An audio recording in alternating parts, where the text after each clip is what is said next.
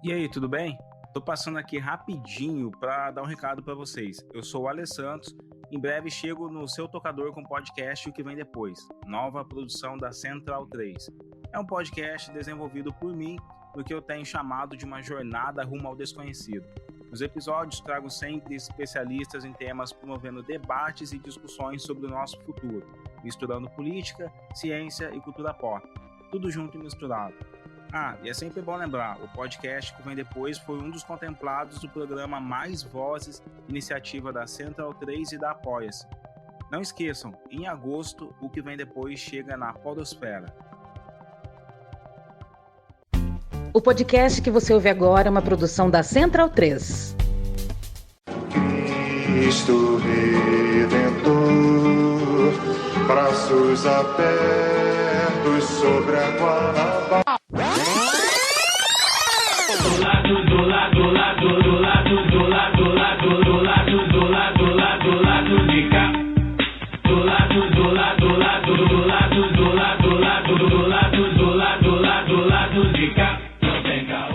Bom momento, ouvintes da Central 3. Hoje é quinta-feira, dia 12 de setembro de 2024, e eu sou o Caio Belandi, direto do Sauí Estúdio, com o lado B do Rio, 332 chegando no seu feed. O time tá completo, com Daniel Soares aqui ao meu lado, no Sauí, Fagner Torres Lima e Luara Ramos com a gente via internet.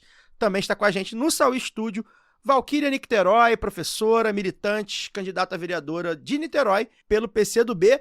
Niterói até no nome, né, Valquíria? Obrigado por aceitar nosso convite. A gente vai conversar bastante aí sobre os problemas e as soluções para a nossa cidade Sorriso. O outro lado da poça, bem-vinda. Obrigada, gente. Na verdade, agradecer o convite, dizer que o Nicterói é nome mesmo, não é nome artístico. Não é fantasia. Não é fantasia, não é nome de político, tá lá na certidão, mas acho que é uma marca de que eu tinha que fazer alguma coisa nessa cidade, né? Que bom que eu tô fazendo. Inclusive, a gente foi pesquisar, né? A gente foi fazer, né? Estudar, né? A gente, caraca, é o nome dela mesmo, sobrenome. Então aí, ó. Predestinado. Pois é. Daqui a pouco eu conto a história do nome pra vocês. Ótimo. Antes de dar uma boa noite aqui para a mesa, eu vou ler um pequeno editorial, um texto que a gente fez no lado B, nas nossas redes, na última sexta-feira, e a gente fez algumas poucas e pequenas atualizações, tá? Quando as primeiras notícias sobre o caso Silvio Almeida começaram a aparecer, nós, os 4 painelistas do lado B do Rio, ainda no ambiente de gravação do último programa, ficamos como boa parte de vocês que nos ouvem, em completo estado de choque. Com o desenrolar dos fatos e a decisão política que a gente julgou correta da saída do agora ex-ministro do quadro ministerial, que aconteceu na noite da sexta-feira passada, dia 6, quando essa nota foi ao ar, a gente aproveita primeiro de tudo para nos solidarizarmos com a ministra Aniele Franco e as demais vítimas que relataram assédios moral e sexual contra Silvio Almeida. Como veículo contra-hegemônico que somos, reforçamos o compromisso de deixar nossos microfones abertos para que as vítimas possam se pronunciar, claro, se assim desejarem. Além de todo o dano pessoal a essas vítimas e a coletividade dos direitos das mulheres como um todo, os fatos que vieram a público inegavelmente ferem gravemente a luta histórica do movimento negro e dos direitos humanos já tão fragilizados no Brasil. Além do mais, atingem diretamente um governo federal já recuado, que também deve ser motivo de preocupação dada a conjuntura política do país. O lado B espera que os episódios sejam devidamente esclarecidos pelas investigações abertas pelas instâncias oficiais do país e que a justiça seja feita. E um adendo aqui à nota, né?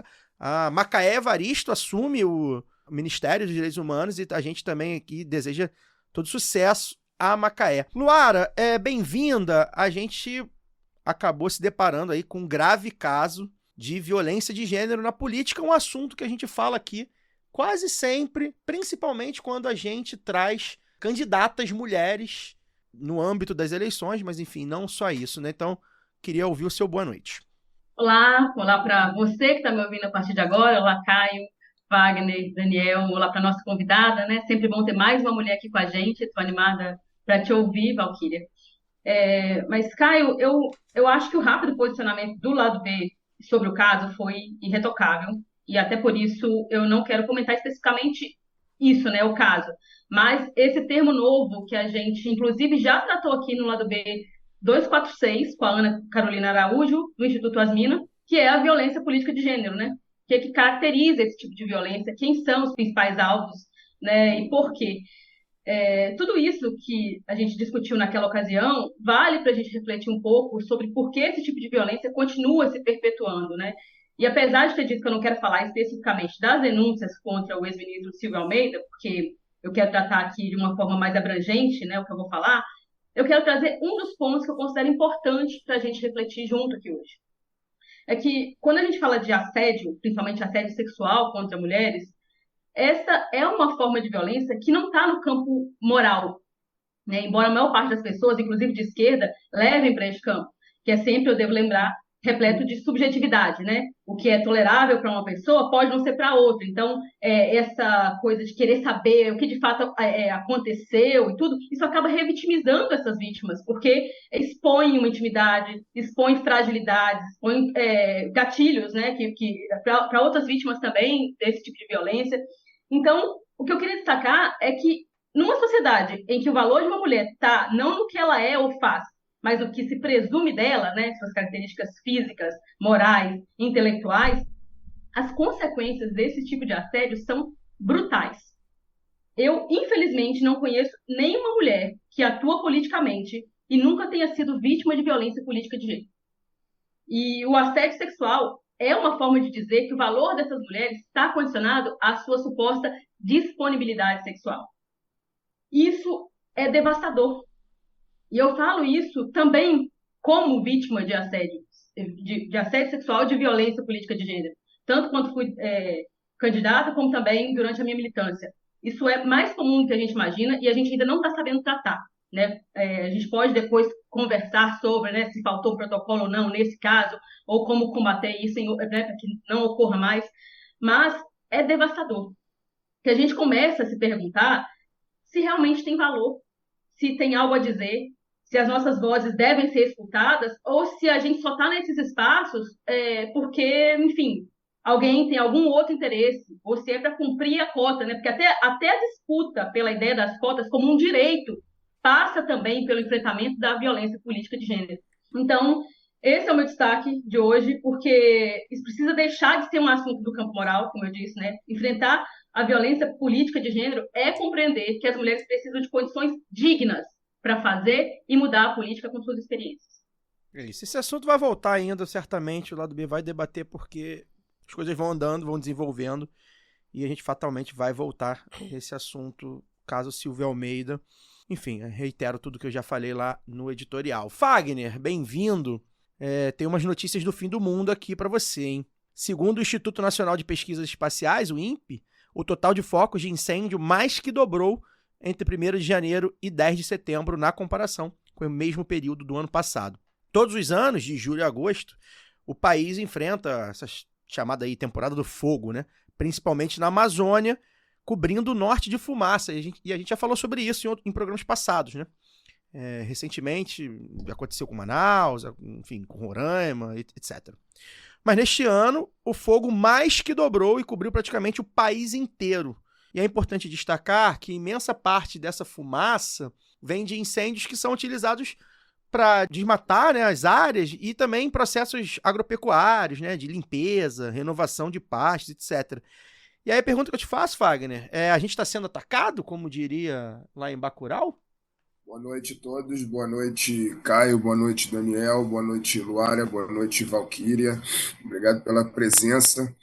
Pedir desculpa mais uma vez aí pela minha ausência no estúdio, mas não sei se é gripe ou se é Covid, estou bem derrubado. Bom, e falar sobre esse tema para mim é um tema bastante sensível, afinal de contas sou um jornalista que trabalha com meio ambiente, né? E eu não posso fazer ilações, eu não posso, como cidadão e como jornalista, eu não posso aqui acusar nada nem ninguém, dizer que esses focos de incêndio são criminosos, embora a gente saiba que pelo menos uma parte deles sim é criminoso, né? E assim, o crime ambiental, infelizmente, ainda não é uma coisa levada a sério nesse país, né? É um crime muito fácil de cometer. A PF, se quiser investigar, prende uma galera, e é muito possível que a gente esteja vendo aí um ataque desse momento de corrosão democrática que o Brasil viveu. Não é o fato da gente ter eleito Lula presidente em 2022 que essa corrosão democrática deixou de acontecer. Essa corrosão democrática ela acontece todos os dias, cada vez que a gente vê situações que não são condizentes com aquilo que consta na nossa Constituição, no manual democrático, vamos dizer assim, acontecerem. E o desmatamento é uma delas, né? O desmatamento, a queimada criminosa, tudo isso, né? A invasão de terra por parte do agronegócio, né? A falta de reforma agrária, tudo isso é um problema seríssimo que faz parte desse momento de corrosão democrática que o Brasil vive. Eu queria destacar, antes de passar a minha palavra, e aí eu falo isso com muita tranquilidade, porque eu não estou aqui para poder defender A ou B, né?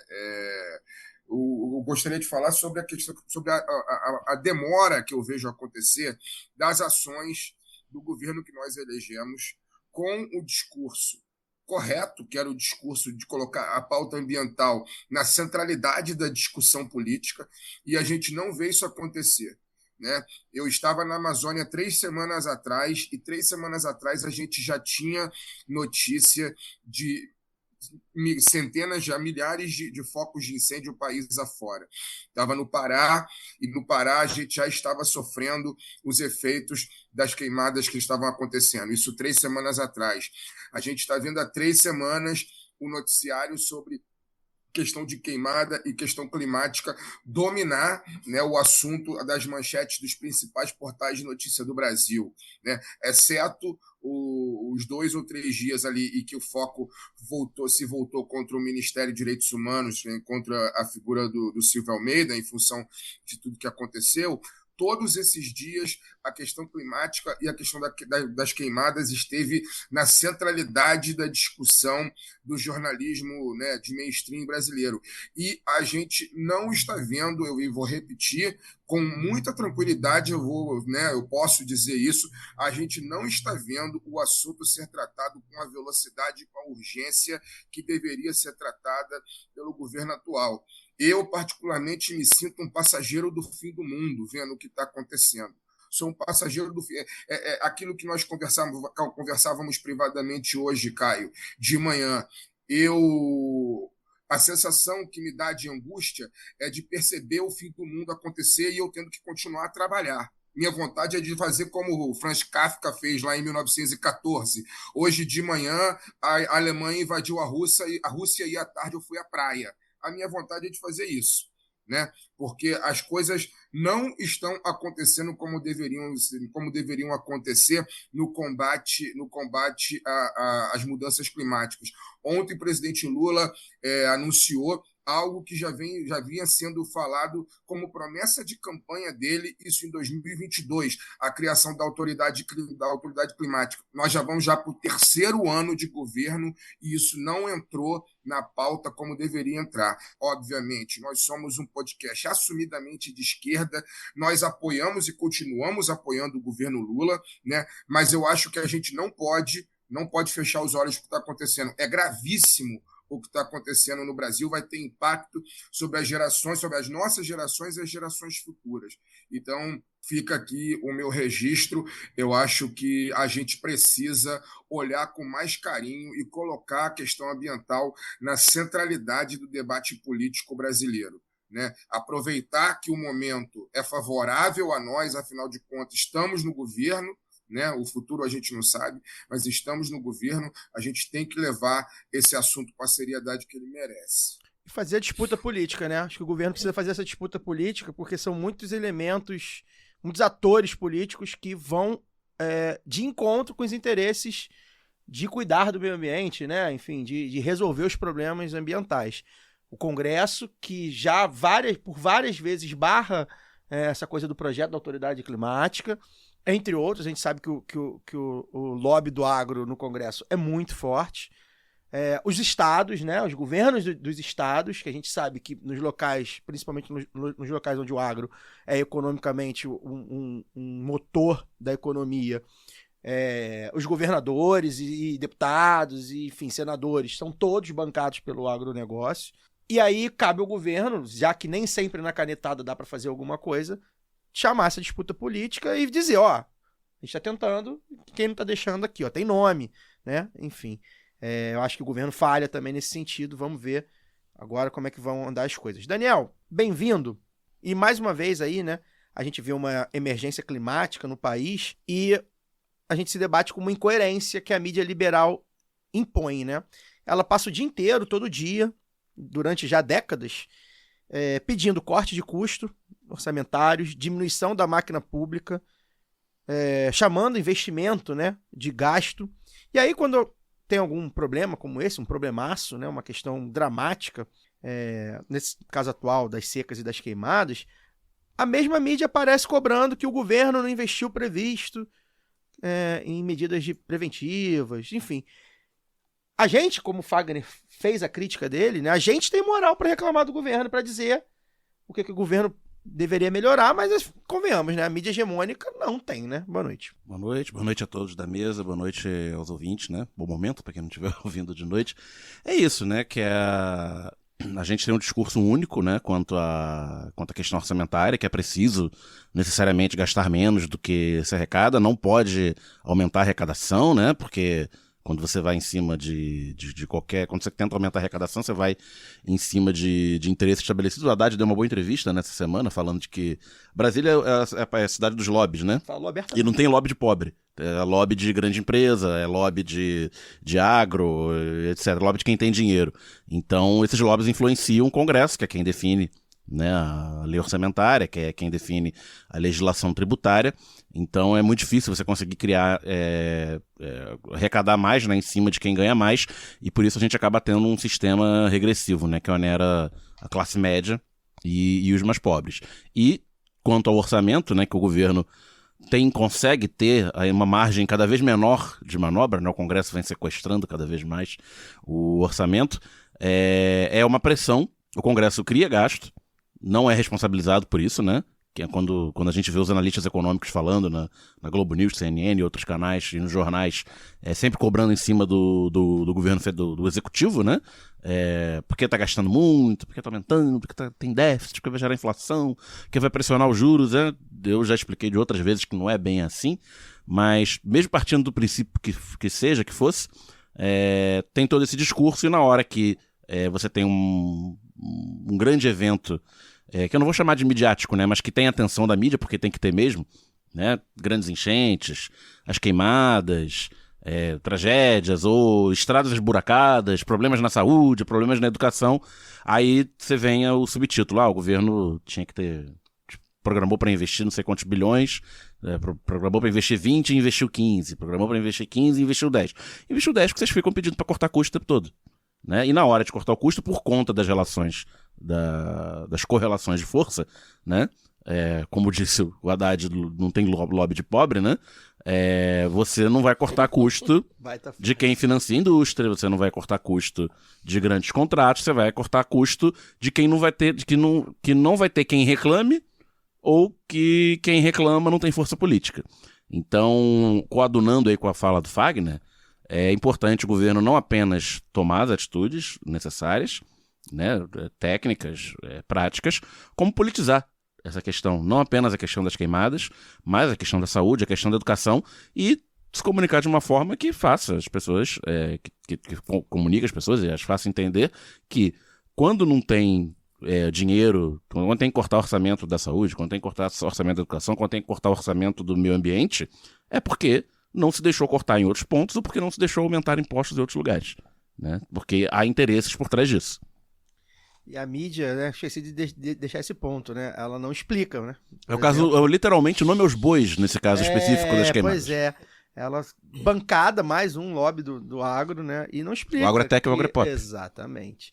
E falando em lobby, uma notícia legal aqui, a gente vai só passar rapidamente, que a Gleice Hoffmann, deputada, né, presidente do PT, protocolou aí um projeto de lei para regular as propagandas de casas de apostas online, né, das famosas bets, né?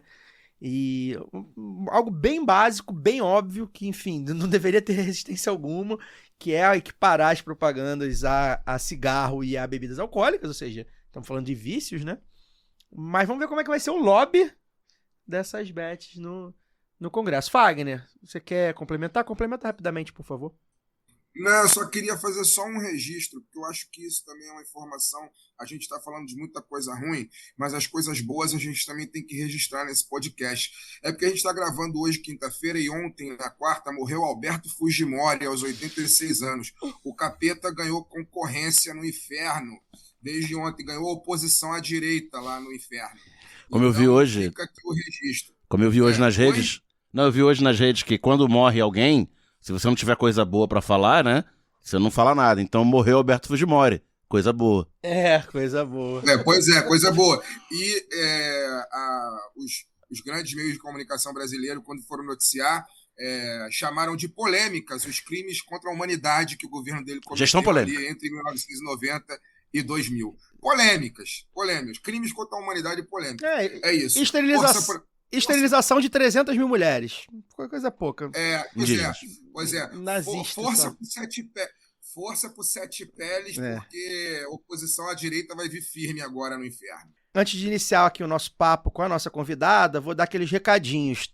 Preste atenção nesse aqui, ó. A gente prorrogou o prazo para os ouvintes responderem a pesquisa do lado B. A gente encerra agora, nessa sexta, mas vai até domingo, dia 15, a pesquisa vai ficar aberta aí para a gente conhecer o máximo possível da nossa audiência. E você já sabe, né? Melhorar os nossos pontos fracos, reforçar os nossos pontos fortes e entregar um programa ainda melhor para você. A pesquisa dura pouquíssimos minutos, 3 ou 4, assim, no máximo 5. E o link é bit.ly/pesquisa lá do B do Rio.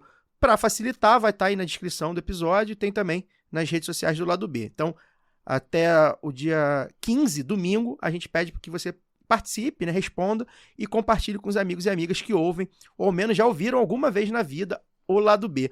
E também, no domingo, dia 15, encerra a votação do prêmio Melhores Podcasts do Brasil. O Lado B do Rio concorre na categoria Assuntos Diversos. Você pode votar aí todo dia, até o dia 15, né? Um voto por dia e por categoria, lá no site prêmiompb.com.br. Aproveita também e vota em outros podcasts da Central 3 que concorrem em outras diversas categorias. Convidar a quem está nos ouvindo também a assinar o nosso canal no YouTube e ativar as notificações para não perder o próximo Lado B Revista, tá? Um papo que ficou muito bom, com bastante reflexões sobre comunicação, big techs, marxismo, comunismo, com o youtuber e historiador Ian Neves, da Soberana e do canal História Pública. Então, nos próximos dias vai pingar aí no nosso YouTube e eu tenho certeza que ficou muito bom, você vai gostar. youtube.com/Lado B do Rio, você assina o canal, ativa a notificação para aparecer aí quando o episódio estrear. E por fim, mais um recado, se você tiver aí com 5, 10, 20 reais sobrando, taca no Pix lá do bedoria@yahoo.com. Mais do que nunca, porque a gente já está aqui nas mãos com um orçamento para a live da apuração do primeiro turno das eleições. Então, quem é ouvinte antigo, lembra que em 2020, na época ainda, na pandemia, a gente ficou com uma live a noite inteira no ar, acompanhando as apurações das principais cidades. E a ideia é a gente melhorar, né, essa estrutura, estar aqui no estúdio e ficar aqui depois que as urnas forem fechadas para acompanhar o desempenho dos principais quadros de esquerda do país, incluindo a Valquíria. Então, a gente vai trazer convidados, jornalistas de diversos lugares do Brasil, não só do Rio, para a gente ficar analisando as parciais, enfim, fazer a famosa marcha da apuração com o selo lá do B, e aí você pode desligar a Globo News ou a CNN, ou pelo menos, enfim, deixá-los ele lá passando e acompanhar a apuração com a gente. Então, se tiver com a graninha aí sobrando, a gente está passando o chapéu, pedindo para você fazer o Pix para ladobedorio@yahoo.com, e aí qualquer valor vai ajudar. Se você for um empresário de esquerda e quiser patrocinar a live, né, botar uma merreca mais forte, você pode mandar uma mensagem para esse e-mail também. Seguimos procurando o nosso Engels. Trata por lá, pois é. Então, de repente, ao invés de pedir para pessoa física, quem sabe uma pessoa jurídica. Bem, feito todo esse preâmbulo, a gente vai ao que interessa. Valquíria, a gente já fala de Niterói aqui Serafine, Thalíria, Verônica. E tem duas premissas, dois lugares comuns que a gente vê bastante na análise política, principalmente no mainstream, aqui pelo menos do Rio, né? Primeiro que Niterói é uma cidade progressista, e aí ela é muito ligada ao trabalhismo, atualmente, principalmente na figura do ex-prefeito e atual candidato que seu partido apoia, né, que é o Rodrigo Neves. Tem todo um histórico anterior ao Rodrigo Neves do PDT. Inclusive, o Rodrigo, que é egresso do PT, foi eleito prefeito pela primeira vez pelo PT, mas está no PDT, que ocupou várias vezes a administração. Exato. E a outra premissa é que é uma cidade muito boa para se morar, né? Tem um IDH alto, acho que é o 7º. Qualidade de vida. Qualidade de vida e tal. E a gente até concorda, eu acho que dá para concordar que essas percepções têm alguma verdade ali, enfim, tem uma estatística ali que mostra, né? As coisas por esse lado, mas também tem um outro lado, né? E aí eu queria saber como é que você, que é uma mulher preta, cria da favela, que abraça a bandeira LGBT, como é que você encara esses dois chavões, sabendo que, assim, é progressista para quem e qualidade de vida para quem, né? Como é que você vê isso, em que pese alguns avanços que Niterói de fato tem, né? Bom, não é uma pergunta simples, porque Niterói tem uma realidade complexa mesmo, né? Eu queria dizer que eu não abraço a causa LGBT, eu sou LGBT. Sou uma mulher bissexual. Eu acho que Niterói, ela de fato tem uma cara progressista. Niterói é uma cidade, tanto pelo nosso histórico, né, de ter sido capital, então Niterói abriga uma elite cultural, artística, progressista, e também abriga uma certa classe média que entende que a barbárie não é um caminho. Então a gente está há 30 anos num ciclo de governos progressistas, né, que alternou entre PT, PDT e etc. E isso tem uma diferença absurda na cidade. Inclusive, quando eu tive a experiência de estar na Câmara, lidando com os vereadores da base, que são das mais múltiplas legendas possíveis, porque Niterói também conseguiu construir ali em torno do governo uma frente, acho que talvez seja a primeira experiência de frente ampla do Brasil, em torno de um governo progressista, que nem sempre é simples de administrar, mas que funciona. O ambiente político é absolutamente diferente de outros municípios. Absolutamente diferente. Eu não vivi uma experiência como colegas minhas vivem em outros municípios do Rio de Janeiro, né? Eu tive uma possibilidade de existência naquele espaço muito diferente, porque existe um limite, existe um recorte, fica nítido que a barbárie não nos cabe. Ao mesmo tempo, onde tem riqueza, tem pobreza, né? Tudo que acumula gera o seu oposto. Então, Niterói tem o 7º IDH do Brasil, tem 40% da população das classes A e B, e no outro lado tem uma população carente, porque é Niterói, mas ainda é Brasil, né? Então a gente agora caímos, era a 4ª, agora é a 9ª cidade campeã em desigualdade racial, porque é isso. A nossa elite tem uma cor, ela é demarcada, como é no Brasil inteiro, mas como a gente tem uma alta concentração, isso muda muito o perfil da cidade. Niterói, até muito pouco tempo, tinha uma rede de hospitais e escolas privados maior que a rede pública, né? E a gente não observava isso necessariamente com déficit. Você tem uma população que acessa mais serviço privado, inclusive entre os pobres, que se puder, vai pagar ali aquele planinho de saúde pequenininho e etc, porque isso tá na dinâmica da cidade. Então, é uma cidade de muitas contradições, muitas contradições. Ao mesmo tempo, e eu brinco isso, porque eu moro numa favela que eu falo que é o Vidigal da cidade, né? Qual é a comunidade? Morro do Palácio. Ela, e por várias questões, ela tem uma conjuntura privilegiada. Ela é no meio da Zona Sul, atrás da Boa Viagem, que é o metro quadrado mais caro de Niterói. Então ninguém quer conflito, tiroteio, nem nada muito escancarado ali. A gente tem uma associação que é fundada na cidade, que é uma das primeiras associações de moradores. O nosso médico de família foi inaugurado pelo Fidel Castro, quando Niterói fez essa parceria com Cuba. Então tem uma perspectiva completamente diferente. Claro. Ao mesmo tempo, se você subir qualquer favela de Niterói, não é como uma favela no Rio. Não é. Então, Niterói tem isso. Tem gente pobre, tem muita desigualdade, muita mesmo, porque você é uma concentração de renda aqui em cima e quem tá embaixo tá muito embaixo. Investiu em políticas de equalização nos últimos anos, então hoje a gente tem uma renda básica, né? E é isso, são opostos muito gritantes. Ao mesmo tempo que a gente é campeã de desigualdade racial, qualquer mulher que sofre violência doméstica vai receber um auxílio por 2 anos, né? Começa com 6 meses, pode prorrogar até 1 ano, e depois ela tem um banco de emprego para mulheres que passaram, né? A gente, quando foi construir o programa da nossa candidatura, a gente ficou zoando que Niterói era a capital LGBT, porque quais são as propostas? O que falta em legislação e estrutura governamental para LGBT? Falta o que falta para o Brasil. Emprego, etc, etc. Agora, sofreu violência, tem onde ir. Sofreu LGBTfobia em qualquer espaço. Vai lá, CODIR, não sei o quê.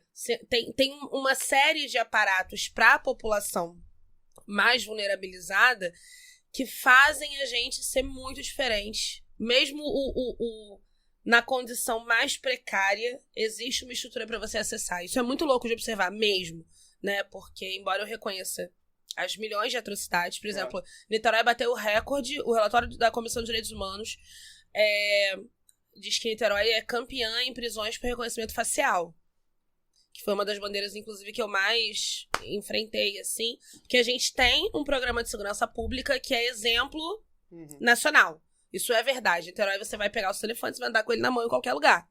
E você não vai pensar que você vai ser assaltado. Tanto que quando a gente tá aqui no Rio, pega o telefone, a gente fala, guarda isso aí, você não tá em Niterói, não. Isso é uma verdade. Mas essa mesma polícia e o sistema de câmeras na cidade inteira que a gente tem, tá construindo um banco de dados de jovens negros que tem efetuado diversas prisões arbitrárias. Então, são esses antagonismos, claro, né? A Câmara e o CISP, que mantém a segurança, que caiu o roubo de carro, e sei lá, para 4 carros roubados ao ano, é a mesma que constrói o banco de dados que está prendendo jovens negros, que está encarcerando essa juventude. Então, esses opostos são gritantes, mas, ao mesmo tempo, o fato da cidade ter vivido esse ciclo progressista, isso deixa uma marca nas estruturas da cidade. Sim. O próprio médico de família é um modelo que a gente traz de Cuba e que é uma referência de saúde pública. É uma referência de saúde pública, de prevenção e etc. E aí tem todos os problemas que a gente reconhece do SUS, né? Que aí é a questão da administração municipal mesmo. Inclusive, passamos por uma transição super difícil recentemente, porque a gente tinha trabalhadores que estavam há 30 anos na nossa rede recebendo por RPA, né? Então, e agora se efetua um concurso. Tem diversas transições acontecendo no sentido de consolidar esse ambiente democrático da cidade. Mas tem uma experiência muito diferente ali. Um negócio muito único, de antagonismos muito bizarros, mas ao mesmo tempo de uma construção democrática que faz ser um território. Tem que olhar. Sim. Tem que olhar. Tem um caminho, né? Tem um caminho. Valquíria, que a gente recebeu, assim, de você, e que, né, tô te conhecendo diretamente agora, mas que já vi sobre você, assim, me parece que a sua experiência foi bem marcada, sua experiência como militante, né, bem marcada pela sua experiência como professora. E aí a minha pergunta vai muito sobre isso, assim, né? Eu queria saber de você, o que você traz dessa experiência de professora para a militância e para as suas experiências como candidata, como vereadora, né? Na cultura também. E queria saber também se você acha que todo militante deve se preocupar em ser, em certa medida, um bom professor, uma boa professora. Boa pergunta, hein? Muito bom, muito bom. Primeiro que eu acho que, assim, eu fui completamente preparada pela sala de aula pro que eu faço agora, né? Eu fico zoando que... Conta um pouquinho a sua trajetória, aproveita também. Tá, vamos lá, então. Eu, de alguma maneira, sempre lidei com essa coisa da educação, né? Eu fico zoando que eu falo que a minha primeira militância foi a pastoral da criança. Eu cresci na igreja, então, na igreja católica. E aí, com 12 anos, eu fiz o curso para líder mirim, que é uma formação que eles fazem infantil. Então, eu fazia recreação das crianças e tal, fazia pesagem, acompanhamento dessas famílias. Então, meu negócio sempre foi esse, assim. Juntar as crianças, fazer algumas coisas. Com o tempo, isso se desenvolveu para outras coisas, porque eu percebia que as crianças tinham muita dificuldade escolar. Então, a gente tentava misturar ali com um processo de auxílio na alfabetização. E aí, nessa época, eu decidi que eu queria atuar com a educação já, né? Eu já queria ser professora e tal. Fui pro curso normal, que é mais ou menos quando a minha trajetória, assim, militante começa com identificação e compreensão do que é a política, né? Pra mim, tava muito na esfera do voluntarismo, daquela coisa da caridade, que é o que a gente aprende, né? Nas comunidades de base religiosa. E aí, eu fui com 15 anos pro curso de formação de professores, e uma professora de lá me convidou para trabalhar na escola e que ela era orientadora educacional. Que é uma escola de classe média lá de Niterói. um mini sonho, assim, uma associação progressista de pais e professores de esquerda, sem fins lucrativos e etc. E ali eu tive contato com... Então, é uma escola... Eu dei aula, né? O Freixo deu aula lá, o Serafini deu aula lá, o Henrique Vieira foi meu colega. Forma aluno ou forma quadro? Nada da intelectualidade política de Niterói. Exatamente. A Thalíria chegou a substituir o Henrique uma época quando ele foi pra sua primeira eleição. Então, tinha um ambiente muito fervoroso ali, muitas pessoas, né, de esquerda dando aula e tal. E aquilo ali foi me colocando em contato com esse mundo. Ao mesmo tempo, era muito gritante pra mim a maneira como aquelas crianças eram educadas.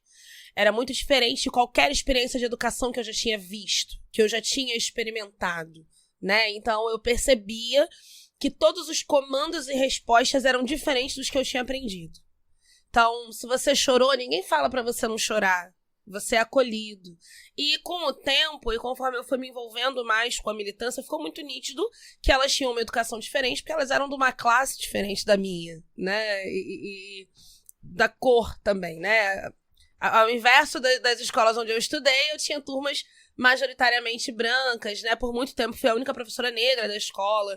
Então, tinha uma série de conflitos permeando ali. Isso começa a chamar mais a minha atenção, mas eu ainda tinha muita convicção de que era na sala de aula, né? Assim, eu quero fazer uma educação diferente, eu quero educar pessoas diferentes. Naquele momento eu entendia que era muito importante educar as crianças da classe média com uma educação humanizada, porque no limite de tempo e espaço vão comandar primeiro, né? Assim, é a realidade, então é muito importante que eles tenham consciência, que sejam humanos e tal.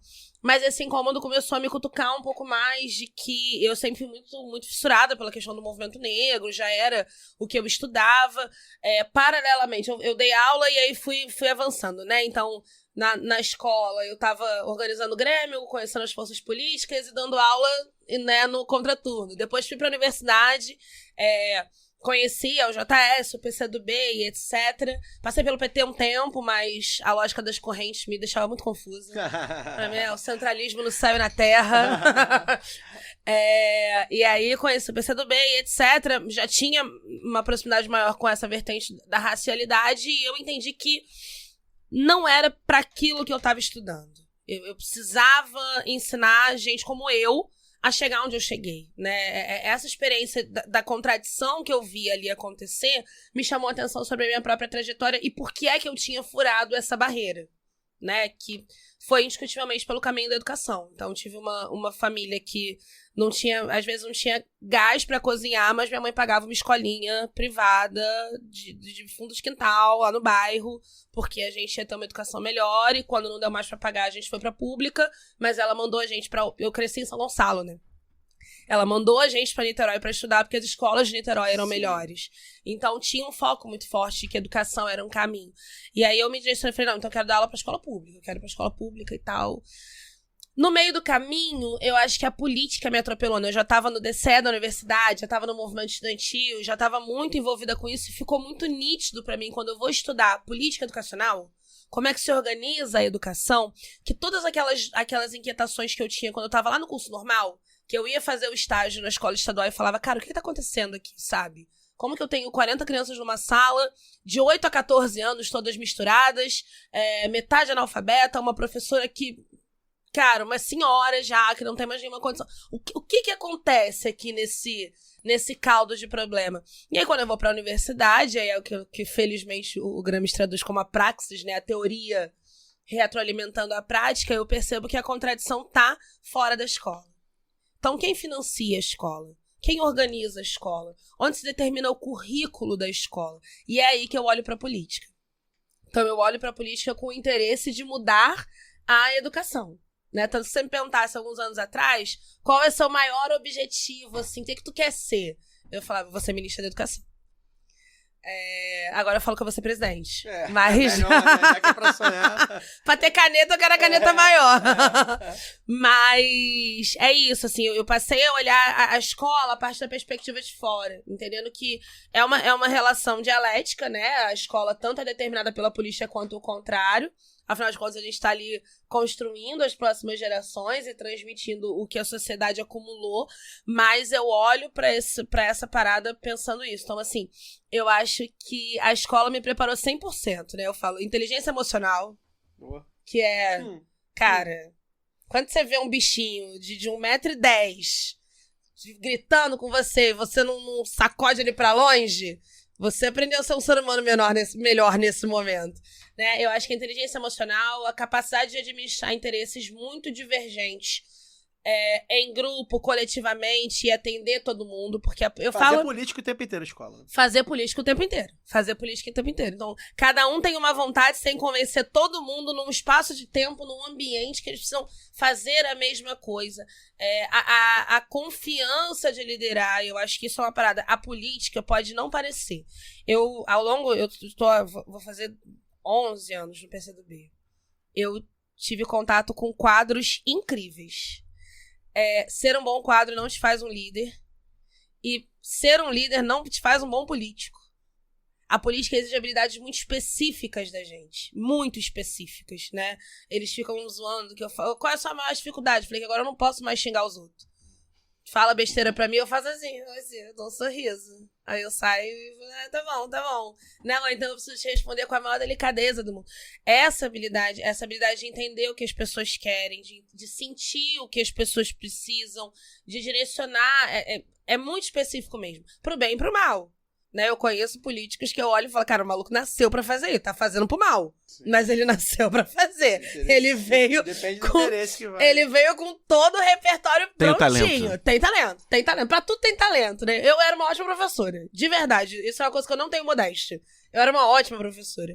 Mas eu acho que as habilidades que a sala de aula me deu me fizeram estar pronta pra lidar com a política. Que é um ambiente muito difícil. Que é um ambiente muito adverso para figuras como eu, né? Para mulheres negras, para mulheres que de periferia, né? Eu tenho uma postura que é uma decisão militante de assumir o lugar da periferia, né? A minha educação foi completamente no sentido contrário. Eu fui educada para aprender a fingir que eu era branca. Eu fui educada... Quando eu entrei na faculdade, eu não falava palavrão, pra vocês terem uma ideia. Eu lembro que no meio da graduação minha mãe olhou e falou assim, minha filha, você tá parecendo tão mais jovem. Eu falei, né, tô me liberando. E de fato, foi um processo de eu reconhecer uma identidade, não negá-la, e hoje pra mim ela é uma afirmação política. Vocês precisam entender que eu sou uma mulher e eu sou boa fazendo política mesmo assim. Eu sou favelada e eu faço política bem. Eu tenho condição de fazer isso, mesmo sendo de onde eu sou, com a origem que eu tenho, e bebendo minha cerveja, indo no boteco, e vendo meu jogo de futebol, jogar a cadeira pra cima. Então, isso hoje pra mim tem um lugar de afirmação política, que não é simples, né? Você vai lidar com o moralismo, né? Eu tava outro dia conversando com a Dani Balbi, que é deputada do meu partido, e a gente tava falando que mesmo dentro da esquerda, as pessoas que nos elegem, eles se autorizam a falar com a gente de uma maneira que a gente... Pra cobrança, pra qualquer coisa. Eles falam com a gente de uma maneira que você não vê ninguém falar com um deputado. Com um deputado branco. Com um engravatado. Não vê. A maneira como cobra, a maneira como se dirige, a maneira como desrespeita, você não vê fazer. Então, assim, o primeiro ano do meu mandato foi um baque emocional. Fiquei tratando 1 ano na terapia. Porque eu saí da escola, que era um ambiente absolutamente feminino, afetuoso, né? Que eu ficava lideranças femininas, inclusive. Lideranças femininas, lidando com famílias, com conflitos mil, mas num ambiente onde havia acolhimento e que ocasionalmente vem uma cartinha fofinha daquele mais endiabrado da sala dizendo que te ama. Então aquilo ali, a criança te inferniza o dia inteiro, depois eu venho, eu te amo. Aí você, pronto, esquece tudo. Para um ambiente de uma disputa extrema, onde quando você pisca, alguém te passou a perna e onde ninguém é amigo. Porque, por mais que você construa ali relações de solidariedade, a disputa ela é intrínseca à política, né? Então, o nível de agressividade de todos os ambientes, ainda que ela não esteja sendo expressa, falada, é muito impactante. Eu diria que é muito chocante. Foi muito chocante pra mim, assim, lidar com... Ainda é. Eu sou uma pessoa bem... aberta emocionalmente. Eu gosto de gente... Sou uma menina nata. Então eu me conecto verdadeiramente com as pessoas. E às vezes pra mim ainda é meio esquisito perceber o nível de violência que vem das ações e que são tratadas com naturalidade na política. Assim, é o normal. O ambiente é esse. Peço licença para dar uma pausa no programa e apresentar os nossos parceiros. O sorteio para apoiadores e apoiadoras do lado B é um oferecimento da Camisa Crítica. Ouvinte tem 10% de desconto no cupom Lado B no site www.camisacritica.com. Tem lojinha física da Camisa Crítica no Sol e Sombra, bar que fica no bairro Bela Vista, em São Paulo. Já aqui no Rio, tem no armazém do MST, na Lapa, e na livraria Leonardo da Vinci, no centro. Camisa Crítica criada para uma esquerda que não tem medo de dizer seu nome. Quer aprender ou treinar o seu inglês, espanhol ou francês de maneira leve, dinâmica, com afeto e senso crítico? Conheça o WeCreate, o curso de idiomas parceiro do Lado B. Acesse www.wecreateidiomas.com. Aproveite e siga nossos parceiros nas redes sociais. Obrigado pela atenção e voltamos ao programa. Eu perguntei especificamente sobre a sua experiência, né, primeiro como professora, porque eu ouvi a sua entrevista com o Podpolis e achei muito interessante quando você trouxe essa coisa mesmo do acolhimento, né, de saber que, às vezes, a pessoa do outro lado, aí já falando na militância, né, quando você trata com as crianças ou com né, os alunos, os estudantes ali, de que, às vezes, não está ali ainda no nível de entendimento. Então, cabe a você entender o seu lugar. Eu achei essa sua fala fantástica, perfeita. Queria que você trouxesse aqui para a gente um pouco dessa experiência, porque minha provocação é essa, né? Acho que o militante ele precisa ser, minha opinião é essa, né? Mas você respondeu também o quanto foi importante para você. Acho que o militante ele precisa ser, em alguma medida, um professor não naquela coisa que a gente conhece, né? Do professor que sempre ensina, mas de colocar essa prática pedagógica a serviço de um projeto, né? Do projeto que a gente defende.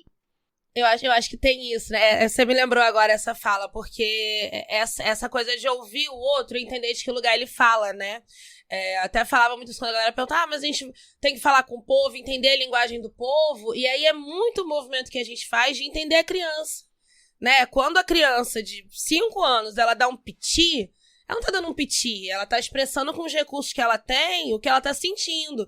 Se eu olhar para um trabalhador construído numa sociedade patriarcal, machista, preconceituosa, eu posso olhar e falar, meu Deus, um fascista, eu posso entender que é um trabalhador que cresceu num ambiente que não deu a ele oportunidade. Então, entender da onde vêm as questões, né, para que a gente seja capaz de respondê-las verdadeiramente.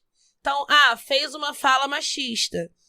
Essa pessoa é uma pessoa intrinsecamente assim, né, ou ela tá reproduzindo uma coisa? É alguém que cometeria uma violência contra mim? Ou é alguém com quem eu consigo dialogar? Eu sempre falo isso, que a gente perdeu o rumo de falar com o povo quando a gente começou a chamar todo mundo de fascista. Se houvesse 57 milhões, né, eu repito isso insistentemente, Bolsonaro foi eleito com 57 milhões de votos. Se houvesse 57 milhões de fascistas no Brasil, nós não estaríamos aqui. Claro. Estaremos mortos. Então não é verdade. É só o povo sendo o povo com os recursos que teve. Então a gente precisa, eu acho que encarar esse lugar docente não de quem está ensinando, não é esse professorado iluminista, mas é o que reconhece o lugar do outro e se prepara para ouvir de verdade, para responder de verdade também. Que eu acho que é uma mania feia que a política bota na gente, de que como a gente leu, a gente estudou, a gente sabe Marx, a gente sempre tem alguma coisa para ensinar. E em 90% das minhas experiências, quando a gente vai até o povo, a gente tem muito mais a aprender para entender como responder, inclusive rever as nossas teorias. Então, acho que essa talvez seja a melhor marca que a educação pode deixar na nossa militância. De dialogar, ao invés de só fazer comício, né? Ao invés de só fazer comício, a gente poder realmente conversar com as pessoas, sabendo que as pessoas também podem nos ensinar, né? Sempre, não assumir essa postura, né? Que muitas vezes é arrogante, até das candidaturas mesmo, de achar que sabe melhor, mas, poxa, não dialoga com a sua realidade, não conversa com o trabalhador, chega lá com um projeto pronto, aí quando você vai ver, ele não dialoga com a realidade porque você não ouviu as pessoas, que serão impactadas por aquele projeto, então não adianta de nada. É isso. Fagner, antes de você fazer essa pergunta, eu queria deixar um beijo para Dani Balbi, que você citou, Valquíria, e é minha deputada, votei na Dani, gosto muito, quadraço. Ela é demais. Fagner, sua pergunta. Vamos lá, Valquíria. Eu queria perguntar para você já falou bastante sobre sua, entre aspas, vocação, né, política, da questão da educação, sua vontade e tal. Mas eu queria que você falasse agora pensando na eleição de Niterói 2024. Você, como candidata atualmente, né, qual é o maior desafio que você encara para a cidade? Antes, né, há um tempo atrás, um dos nossos elementos aqui era um niteroiense, né, um morador de Niterói, e embora ele não participe mais do programa, a gente... Por que você está rindo? Os nossos elementos. Um dos elementos, é muito bom. Um abraço, nosso outro Alciso. elemento aqui. Elemento niteroiense. Niteroiense. E é um baiano que mora em Niterói, né? E a gente conversa, embora ele não seja mais do programa, a gente conversa de vez em quando no WhatsApp. E, por acaso, né, agora ao longo dessa semana, ele mandou para mim, acho que foi na semana passada, na verdade, se eu estava acompanhando aí o atropelamento que muito provavelmente Rodrigo Neves vai causar no Carlos Jordi, né? Que é a figura representante do fascismo que ascendeu aí com a onda bolsonarista no Brasil, é talvez o principal representante do movimento neonazi aí de Niterói.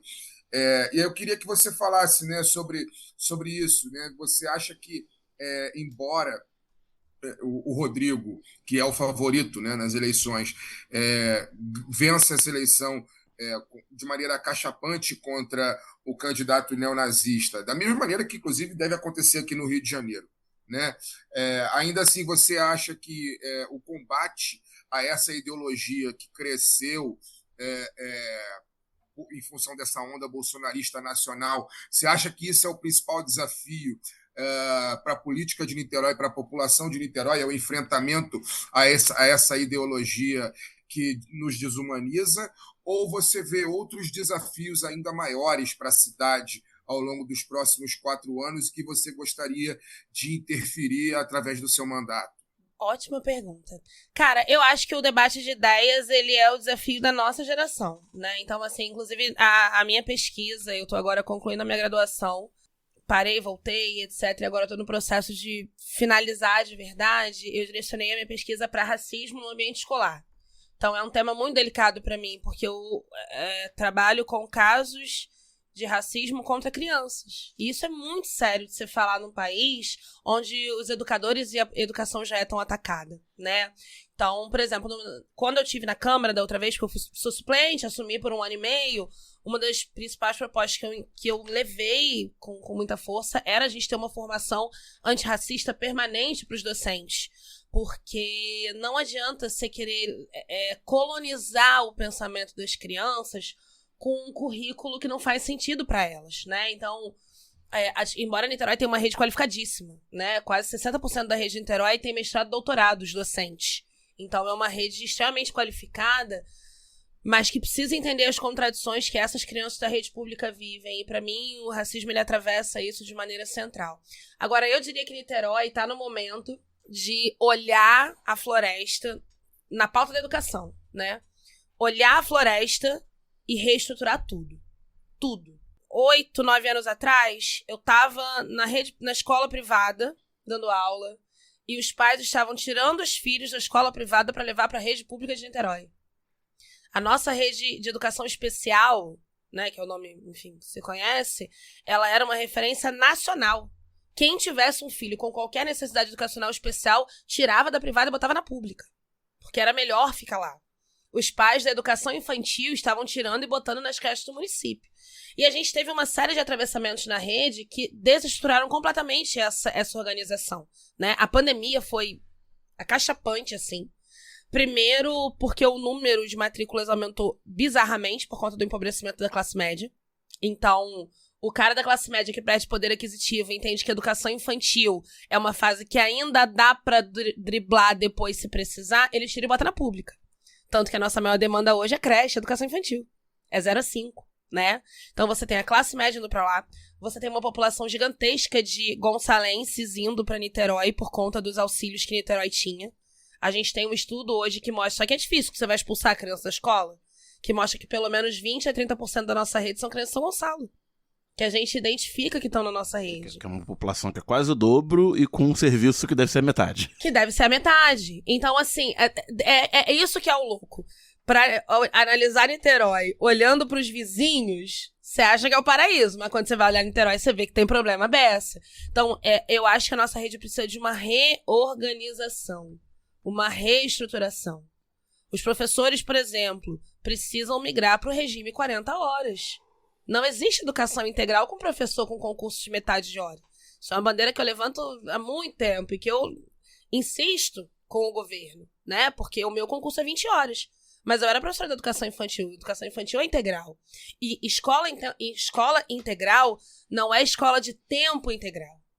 É também, mas é escola de educação integral. Sim, não é estar só lá na escola. Exatamente. Então não é botar a pedagoga 8 horas por dia com a criança. É a criança da educação infantil fazer uma psicomotricidade, fazer uma atividade extra, é você preencher esse currículo com atividades que vão dar a ela uma formação além, né? Então, eu acho que a gente precisa reestruturar. Ao mesmo tempo, a gente tem uma história no que o Fagner perguntou, né? Sobre essa questão do avanço fascista e dessa pauta moral. A gente tem um histórico bacana na rede de Niterói. Em 2016, um vereador lá tentou aprovar o Jordi, acho que foi o Jordi. Deve ter sido. Isso é a cara dele. Eu tava lá nesse... Ele não era vereador ainda dia. Em 16, ele se elegeu em 16 no primeiro Ele mês. entrou, então deve ser de 17. Eu tava assessorando um outro vereador nessa época, eu lembro dessa votação, que ele tentou proibir que a palavra gênero fosse usada no currículo escolar. Uma emenda que, inclusive, o Rodrigo, à época prefeito, chamou de emenda talibã. E a Câmara derrotou isso, né? E os professores da rede se mobilizaram, ocuparam a Câmara Municipal em defesa da pauta de gênero. Não vou dizer que a nossa rede ela é a mais progressista, avançada e etc., porque isso é um tema muito sensível. E o público da educação é um tema... isso também é uma coisa que, enfim, eu discuto na minha tese. Quem está dando aula é oriundo da classe trabalhadora. Também não cresceu nessa nuvem progressista. Então estão ali mulheres com orientação religiosa específica, com um histórico específico, que não estão aqui no meio do debate de esquerda e progressista. E, obviamente, isso é um tema delicado dentro da educação. Ao mesmo tempo, Niterói tem uma resistência nesse sentido. Um secretário de educação que passou pela cidade um tempo atrás tentou interferir na eleição dos diretores. E Niterói tem uma trajetória bacana sobre isso. Os diretores são eleitos há muitos anos já. E os professores ocuparam a Câmara e impediram. Então, tem movimentos nesse sentido, mas também tem muita resistência no sentido dos docentes da nossa cidade segurarem as pontas. Eu acho que a cidade precisa fazer isso de maneira mais firme nos currículos. Eu acho que é o passo para avançar, né? É o passo para frente. Na qualidade... entender que esse debate, que o debate progressista, que o debate antirracista, que o debate de gênero interfere na qualidade da educação. Trazer isso para o currículo escolar de maneira aberta e dialogando com a população, né? Trazer isso para dentro da escola, que na verdade é cumprir a lei. Eu sempre falo isso. O que o conservadorismo nos pede hoje é para não cumprir a lei na escola. Porque a legislação escolar, ela prevê que toda a diversidade de gênero vai ser respeitada, que a diversidade racial, a 10.639 a 11.635 estão lá para que a gente fale dessas coisas. E o que eles pedem é que a gente não cumpra a lei. Então eu acho que a gente precisa imprimir um cumpra-se muito forte no currículo das escolas de Niterói, mas sem dúvida nenhuma uma reestruturação da organização, tamanho e estrutura da rede também são absolutamente necessárias, porque não tem como o professor fazer o debate de gênero, o debate racial e falar dessas questões se ele está num ambiente que não funciona, numa turma hiperlotada, né, sem professor de apoio. Então, precisa reestruturar para a gente trabalhar um currículo verdadeiro. Dani? E localizando ouvintes, né, a Valquíria falou que é do Morro do Palácio, falou da desigualdade de Niterói. O Morro do Palácio tem esse nome porque ele é atrás do Palácio do Ingá, que foi a sede... Você é um homem de Niterói também. Foi CSM, né? Honorário, Niterói é honorário, exatamente. Frequento Quando precisar te convoca. A minha companheira é de Niterói, mas a gente mora no Rio. E o Palácio do Ingá foi a sede do governo do estado do Rio de Janeiro até 1975, né? Porque Niterói era a capital do antigo estado do Rio de Janeiro, antes da fusão que criou o atual estado. Valquíria, a gente estava falando aqui dessa tradição, né? Do Niterói ter vários governos, né? De ligados a partidos progressistas e tal, de vários matizes ideológicos. O Rodrigo, que é o candidato do PDT com o apoio da frente, né, da PT, PCdoB, PV, da federação, né, que indicou a vice, inclusive, Isabel Swan, filiada do Partido Verde, já foi prefeito 2 mandatos, eleito no primeiro pelo PT, no segundo já tinha saído, mas continuou com o PT na coligação. O vice dele do primeiro mandato é o atual prefeito, né? E você, embora tenha sido suplente, já exerceu, né, parte do mandato. Como é que você vê o papel de uma vereança de esquerda, né, de uma mulher preta, LGBT, favelada, dentro de um governo que pode ter seu viés progressista, mas acaba sendo um governo frente ampla, né, como é o governo nacional também. Então você não vai ter só pessoas de esquerda participando do governo, não tem só pessoas de esquerda na base de apoio da Câmara Municipal, que também a esquerda não é a maioria sozinha, né? Então como é que você enxerga isso? O papel seu papel, o papel da vereança de situação, ao mesmo tempo, porém de esquerda, e que está à esquerda da média desse próprio governo e da legislatura. Defender os pequenos avanços e avançar onde é possível, né? Não dá para ser um discurso incendiário, né? Contra tudo, criticar tudo, mas também não dá para você comprar totalmente a pauta e defender cegamente, né? Como é que se avança com essa estratégia, né? De, como você mesma falou, né? Aprender a ser política, né? Cara, ótima pergunta, inclusive, porque eu tenho me coçado pra falar disso na eleição, porque existe uma parte da política que ninguém vê, né? A parte do off, ela é 90% da política. As pessoas enxergam os 10% que aparece na gravação na sessão plenária. O restante tá em negociação, em disputa, em queda de braço. Eu tive num outro podcast que eles perguntaram sobre isso, né? Se era difícil pra mim estar na base do governo e etc. E pra mim tem uma linha filosófica mesmo, que é muito clara. Existem pessoas que são progressistas e são de esquerda porque elas têm privilégios e reconhecem que têm e querem que todo mundo viva melhor. E existem pessoas que são progressistas e são de esquerda porque elas entendem que essa é a única maneira delas terem alguma coisa e delas avançarem. Eu tô no segundo bloco. Eu tô no bloco que não pode esperar. Eu não tô num bom apartamento querendo que todo mundo tenha. Eu tô lá na favela, com gente que nem eu. Então nós não podemos esperar. Então eu preciso saber qual é o tamanho e a força que eu tenho. E eu preciso saber quem pode atingir o que eu preciso pra agora. Porque as minhas pessoas precisam agora. Então quando eu falo que o Palácio é uma realidade diferente, é por isso. É porque o nosso médico de família tá aberto, funcionando de vento em popa. E foi uma luta que eu travei. Hoje tem psicólogo, dentista, atendimento médico. A gente tem o Maquinho, que é um equipamento cultural que eu tive a felicidade de dirigir, que é uma obra do Niemeyer no topo de uma favela funcionando. O palácio é 100% urbanizado. A gente está com um campo de futebol gigantesco, de grama sintética e etc. E são coisas que a gente fez através da luta política e da relação com esse governo, né? Que é o mesmo governo da Madeira de Boia, que é o mesmo governo da implementação do... Então, é contraditório. Óbvio, eu não brigo no palco, né? Eu vou brigar dentro. Tanto que eu fico zoando, que eu falo que eu vivo de arrancar rabo. Eu vivo reclamando. Isso mesmo que eu tô falando aqui, essa questão da educação que precisa melhorar, isso é um problema que eu bato na tecla e quando o povo vem falar, porque a educação... Não me pergunta essas coisas, não. Vocês vão ouvir. Porque tem os temas que a gente não fala. Então, assim, eu assumo as contradições. É um governo que tem problema? É um governo de homens? Pra caramba. É um governo com uma base difícil? Ao mesmo tempo, eu não tô num governo fascista, né? Eu gosto de falar sobre isso porque quando as pessoas me perguntam sobre apoiar o Rodrigo, elas falam como se eu estivesse apoiando o Witzel. E, cara, não é. Olha, Niterói, que você sabe que não é, né? Então, além de eu acreditar seriamente que a gente ainda não venceu a ruptura democrática do Brasil. Nós ainda não estamos nos governos de esquerda. O que nos permite avançar ainda é a Frente Ampla. Ainda é. Foi a Frente Ampla que elegeu o Lula e é a Frente Ampla capaz de derrotar o bolsonarismo. Porque, sinceramente, se metade dos vereadores da base não estivessem com o Rodrigo, eles estariam com o Jordi. Sem dúvida nenhuma. Eles não teriam dificuldade, nem pudores. Eles não teriam dificuldade nenhuma de estar com o Jordi. Não ia doer nada pra eles. Então a importância de manter esses caras do lado de cá para manter o avanço democrático que Niterói tem, ela é imprescindível. E hoje a figura capaz de fazer isso é o Rodrigo. Eu até zoo, assim, que eu fico brincando que eu falo que ele nasceu pra ser prefeito de Niterói. Porque é um negócio... É isso, a gente fala... tem contradição, tem problema na favela. Cara, sobe uma favela com o Rodrigo. As pessoas vão saindo de dentro de casa. As senhorinhas começam a botar a chaleira no fogo pra fazer café pra ele. O cara é amado. E ele sobe. E ele vai lá. E ele anda na favela. E ele entra na casa dos outros. Aperta. Então, assim... aquela coisa de quem nasceu pra fazer certas coisas... Para além das habilidades, tem realização mesmo. Tem entrega mesmo. A gente tem uma empresa municipal de água, por exemplo, que tem falta d'água? Tem dificuldade nas favelas? Tem, até porque nossos encanamentos são tudo estrupiados. Porque as pessoas vão botando, né, e vão fazendo.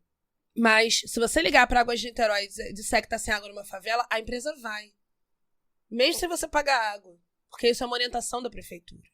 Então, assim, existem as contradições. É uma empresa privada, mas a concessão municipal. A concessão municipal. Então, precisou atender? Vai, né? Por conta dessa relação. Então, tem muitas contradições. Muitas. Tem muita... Como eu tô falando. Cara, se você falar mal do Niterói Presente, que é esse programa de segurança pública em Niterói, a população te lincha. A população te lincha. E eu tenho diversas críticas. Porque eu tô do outro lado. Eu tô do lado da galera que vai ser presa injustamente, né? Isso é um problema do Rodrigo Neves? Não, isso é um problema da inteligência artificial, isso é um problema do racismo estrutural. É você saber diferenciar aonde estão as coisas, né? Então, assim, esse problema é do governo Rodrigo Neves ou é da história e da estruturação da cidade de Niterói? Então, eu negar que o Rodrigo tem um papel fundamental na manutenção da frente progressista na cidade seria uma alucinação da minha cabeça. Ao mesmo tempo, eu não vou dizer que esse governo não tem contradições. Então, é delicado pra mim? É. Extremamente delicado. Quando essa eleição começou, e eu tenho uma pessoa que é super querida e super próxima, que tá candidata e é uma figura super semelhante a mim, e que muita gente tinha expectativa que eu apoiasse, e eu falei muito claramente por que não estaria. Tanto pra ela, que é uma pessoa querida, que tem uma relação pessoal, conversamos antes sobre... Quanto pra cidade, eu não tenho problema de dizer. Eu faço campanha do Rodrigo desde 2012. Eu estou com o Rodrigo há muito tempo. E realizei muitas coisas na cidade com o Rodrigo. Com o Rodrigo, né, de maneira personalizada, mas com esse campo. Então, primeiro seria uma grande alucinação e trairagem minha pular pro outro lado, porque, certamente, se eu desse o braço pra Thalíria, era pra eu ser a vereadora mais votada da cidade. Porque se eu embarco no discurso contra tudo e contra todos, no discurso das mulheres pretas pelas mulheres pretas, isso é muito fácil, é uma linha muito bacana pra mim. Mas ela não é uma linha responsável. E como eu disse, eu tô no segundo bloco. Eu não tô no bloco que tem e tá querendo distribuir. Eu tô no bloco que tá distribuindo o que a gente ainda tá lutando pra ter. Então eu preciso ser mais responsável com certas figuras. Eu preciso ser mais firme pra não deixar retroceder aquilo que a gente já avançou. Então é difícil. Eu compro muito desgaste na base, em especial porque eu tenho uma base de esquerda, progressista, bastante radicalizada, que tá no primeiro bloco, né? Que me cobra uma postura tão radicalizada quanto a deles, mas eu tenho muita clareza de pra quem é que eu estou fazendo política. Óbvio, um vereador legisla pra cidade inteira. E eu consigo ver, pontualmente, desse período super breve que eu passei na Câmara, as interferências que eu consegui ter nesse governo. Então, assim, faz diferença quando tem um de nós pra fazer um contraponto lá dentro. Pra apontar uma contradição. Pra botar um bode na mesa que ninguém ia falar.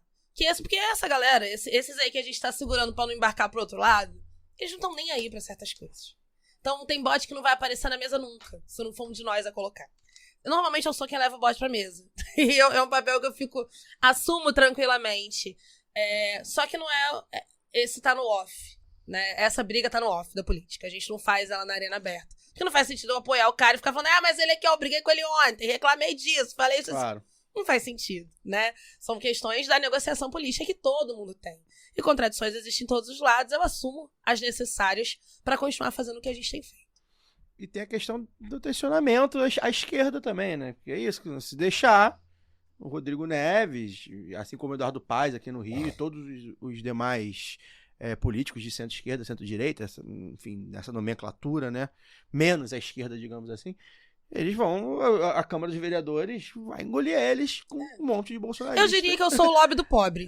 Você falou aí que o Haddad falou que não tem lobby de pobre. Tem lobby do pobre em Niterói. Eu diria que eu sou o lobby do pobre. Eu tô lá dentro, mas eu tô assim aqui, ó. Porque é isso, senão as pressões pro outro lado, aí elas o lobby do pobre é a política, né? O lobby do pobre, o lobby do pobre é a política. Pro governante, né, Centro, centro-esquerda e tal, a zona de conforto é ficar atendendo a centro-direita, né? Claro, se deixa... Ninguém vai criticar ele na imprensa, se não tiver nas um rodas, partido- nas rodas do alto poder, Partido Comunista de Esquerda... nos jantares com o empresário. vai- Então alguém tem que ser o lobby do pobre. Pois é. Olá, ouvinte, eu sou o Podão e eu tenho uma notícia incrível para você. Esse podcast está participando do prêmio Melhores Podcasts do Brasil 2024 e você pode fazer a diferença. A votação já está aberta e é super fácil participar. Basta acessar o site prêmiompb.com.br, votar no seu podcast favorito, lembrando que você pode votar uma vez por dia. Contamos com o seu voto, hein? Obrigado pela atenção e agora pode voltar ao seu episódio. Um forte abraço e até mais! Valquíria, pra gente encerrar, eu tenho uma pergunta que eu fiz daqui também já para outros políticas, candidaturas fora daqui da capital, que diz respeito um pouco a... que não diz respeito só às tarefas municipais, né, da cidade, mas como uma questão de mobilidade metropolitana, né? Niterói é uma cidade que muita gente ainda trabalha no Rio de Janeiro, né? Ainda depende do Rio de Janeiro, digamos assim, não sei se é a palavra certa. E, ao mesmo tempo, você citou 2 vezes, inclusive na sua formação de vida, Niterói é uma cidade que absorve muita demanda de São Gonçalo.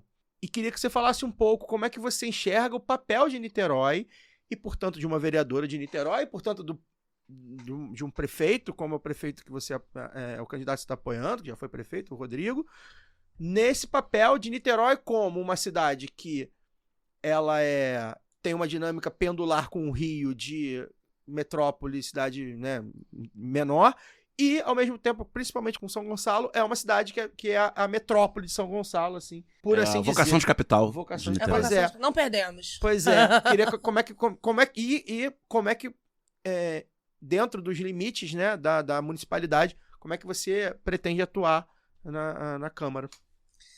Cara, primeiro que assim, Niterói não cabe mais carro. Vou fazer um negócio super polêmico aqui. Mas não cabe mais carro em Niterói. As pessoas precisam parar de andar de carro. Precisam parar de andar de carro em Niterói. Assim... Pra ler a pista em Caraíça tem que derrubar uns prédios. Cara, não tem como. Não tem mais pra onde abrir pista. E todo mundo anda de carro. E é um fluxo... O trânsito de Niterói é um negócio infernal.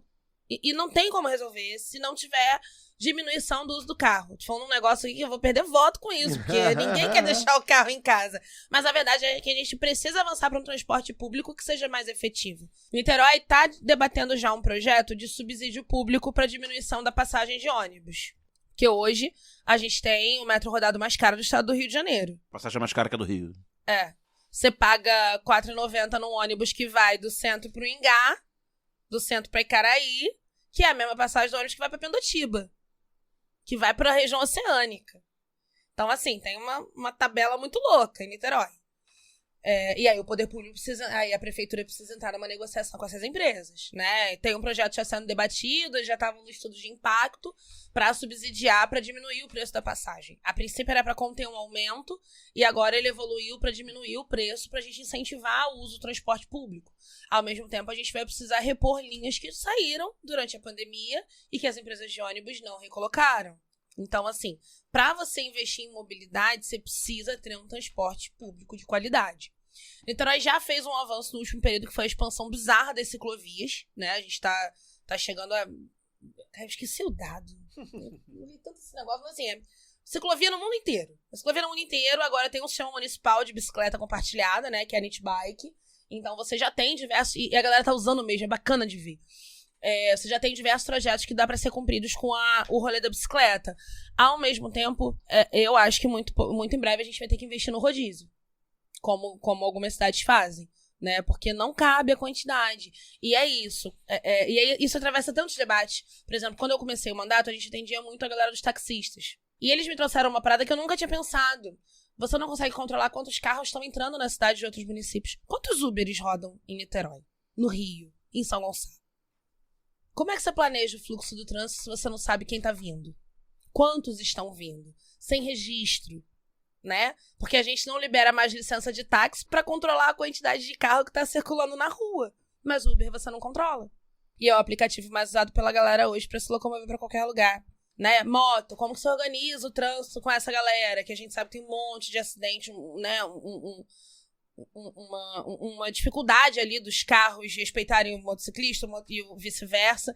Então, eu acho que a mobilidade, para mim, o central é o transporte público. É o transporte público. Tarifa zero seria ideal? É o ideal. É o ideal. Acho que vai acontecer em Niterói agora? Não. E tem uma dificuldade em Niterói que boa parte do fluxo é para outros municípios, né? Aí você tem que negociar com o governo do estado. Exatamente. A barca tem um custo de quase R$8, né? O que é absurdo. E a barca, por exemplo, que é eu tô pensando em ônibus, mas a barca que é um negócio essencial para o nosso fluxo de pessoas, que volta e meia, reduz o horário, aumenta a barca, tira a barca. É uma concessão do estado.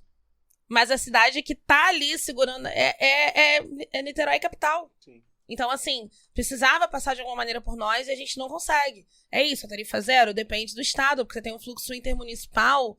Se a gente conseguir baixar pelo menos os ônibus municipais, eu já acho que é um avanço que investe na mobilidade, pelo menos interna. Mas se você não consegue, né, tem ônibus de São Gonçalo para Niterói agora, dependendo dos bairros mais afastados, que tá R$8, R$9.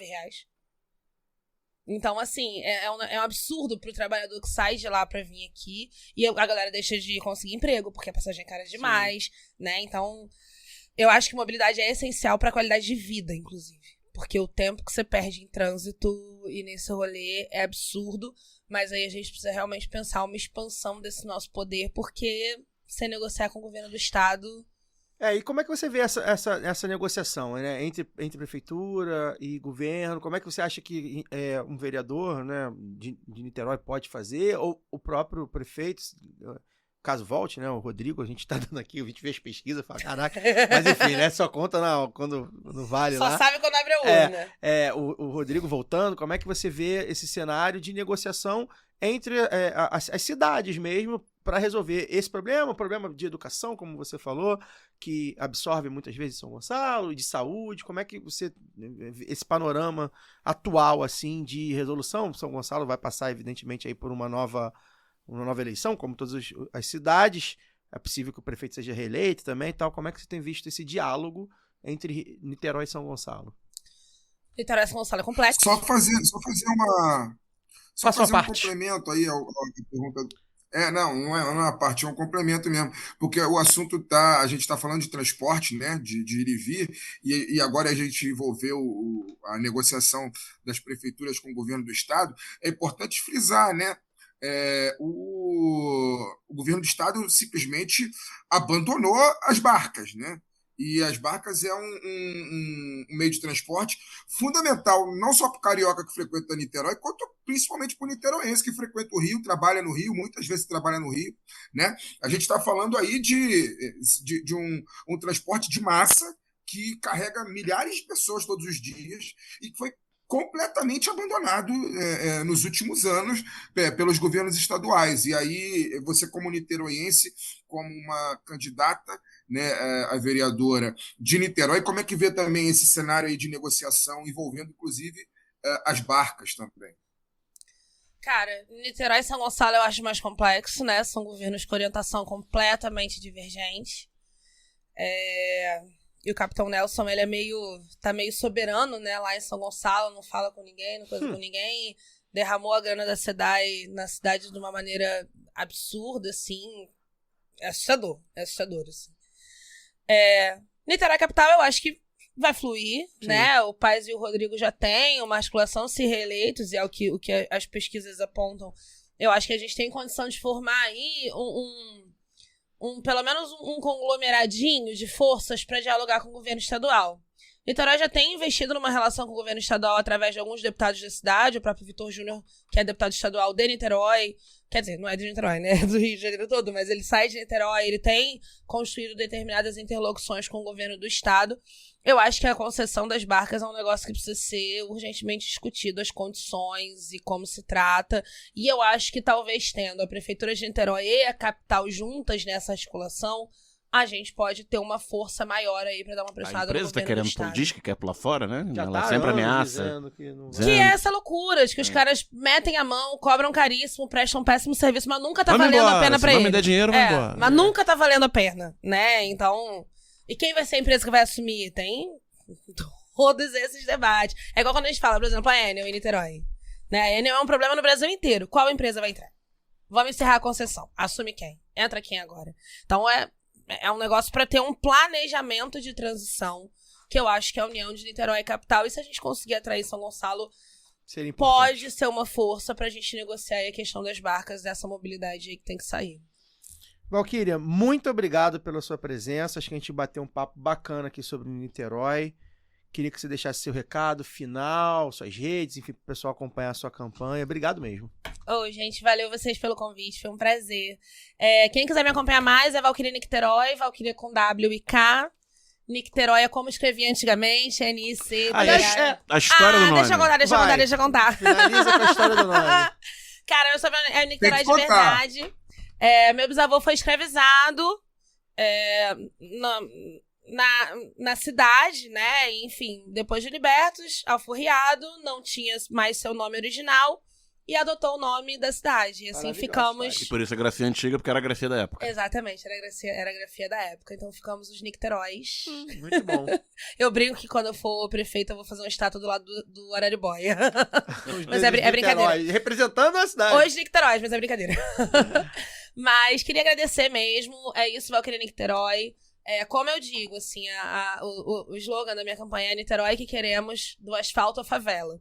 E isso começou na minha primeira campanha, que era por uma cidade que sorria do asfalto à favela. Porque Niterói é conhecida como cidade de sorriso. E o debate fundamental que eu faço é isso. Niterói tem condição de vencer a desigualdade social, porque tem recurso, tem estrutura e tem capacidade de fazer isso. Embora tenha uma elite arraigada que não admita esse projeto, mas eu acho que Niterói tem força para ser esse exemplo de superação de desigualdades. E eu acho que o caminho é esse. A gente precisa estar lá dentro para pressionar, para lembrar a nossa presença. Teve um episódio muito marcante para mim, eu vou encerrar com isso, quando assassinaram um menino na minha comunidade, alguns anos atrás, fazem 3 anos, eu tava na Câmara, e eu tenho um grupo do Morro, né, um grupo que a galera bota coisas da comunidade. Eu tava na sessão, fazendo uma fala, quando eu sentei, eu peguei o celular e tava lá, mataram o Elias, cadê a nossa vereadora? E aí eu fui pro microfone, pronunciei, falei o que tinha acontecido, saí, fui pra minha comunidade, a gente desceu a favela e foi pra pista, fez uma manifestação. Cadê a nossa vereadora? Me marcou, assim, de lembrar por que que eu estou fazendo política. Eu acho que essa talvez seja a parada mais importante. Quando eu ando em qualquer lugar em Niterói, eles falam, você é a vereadora do palácio, não é? Lembrar as pessoas que uma favela elegeu uma mulher negra e que a gente está disputando essa cidade, eu acho que pra mim é o mais importante que eu posso fazer nesse momento. Primeiro fazer a favela saber que pode se representar por si e fazer a cidade olhar pra gente e reconhecer o tamanho que a gente pode ter. É isso. Obrigada. É isso. Bonita, por me ouvirem. Bonita fala final agora. Me emocionou um pouco. Gosto muito de Niterói. É uma cidade que eu acho muito simpática. Desejo sorte pra você na campanha. A minha esposa que se formou na UF, né? Então também tem uma relação com Niterói. Acho a cidade da Viradora, atual campeã do Carnaval, enfim. Minha deputada federal, votei na Thalíria para federal, enfim. Niterói é realmente a cidade que merece de tudo de bom que aconteça aí nas próximas eleições, eu espero que incluindo a sua eleição. Fagner, boa noite, meu querido. Melhoras aí, hein? Tá meio ferrado. Coitado do Fagner. Obrigado, tô bem. Amanhã eu tava até falando com um amigo aqui, amanhã eu vou testar para Covid, que vai saber, né? Diz que tem uma galera aí que tá de novo com um certo aumento de casos. Cara, eu tô bem zoado. Mas foi muito bom o programa, agradecer mais uma vez aí também a presença da Valquíria, muito bom conhecê-la, muito bom saber que a gente tem... Niterói, enfim, como você já falou, né, tem uma tradição de nomes progressistas e como você mesmo falou, né? Eu me lembro, eu sou um rapaz de pouco mais de 40, que me lembro quando o Fidel veio inaugurar, veio fazer alguma coisa, acho que foi inaugurar alguma clínica, uma espécie de clínica de família que tinha na época, e ele foi falar na UF, na época, e foi um frisson danado, um burburinho danado. E eu, que nunca morei em Niterói, mas já era um viciadinho em política, assim, já acompanhava as coisas desde sempre, já sabia quem era Fidel Castro, obviamente. Me lembro claramente desse burburinho, dele chegando e sendo cercado na rua, assim, na UF, etc. e tal. Então, muito bom saber que Niterói tem boas perspectivas, a gente precisa. Hoje a gente, né, tem a principal representante, vamos chamar da esquerda carioca, nas prefeituras, a gente diria que talvez seja Maricá, né? A experiência mais voltada à esquerda.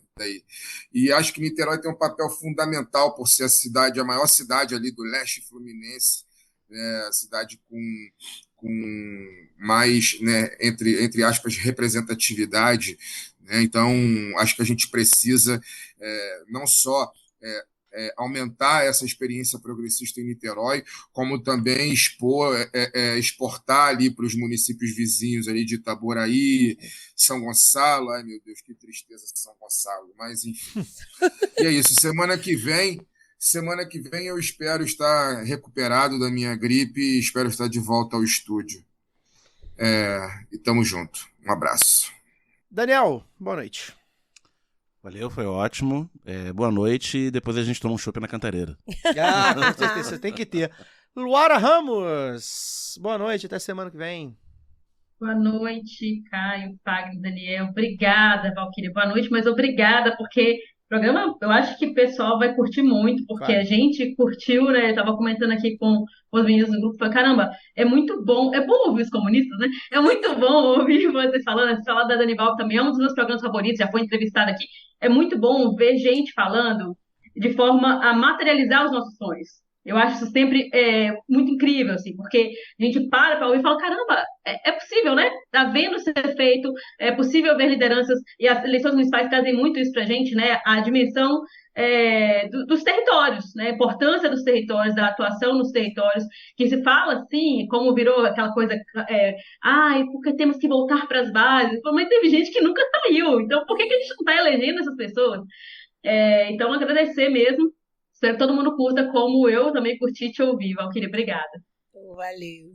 Bem, antes de encerrar o programa, tem 2 abraços aqui para mandar. Um para ouvinte Clara, que me reconheceu na fila da Renner do Flamengo. Tava lá trocando fui comprar nem lembro o que foi. Acho que foi a bagzinha aqui. E aí eu tava conversando, evidentemente, né? Falando muito lá com a Flávia.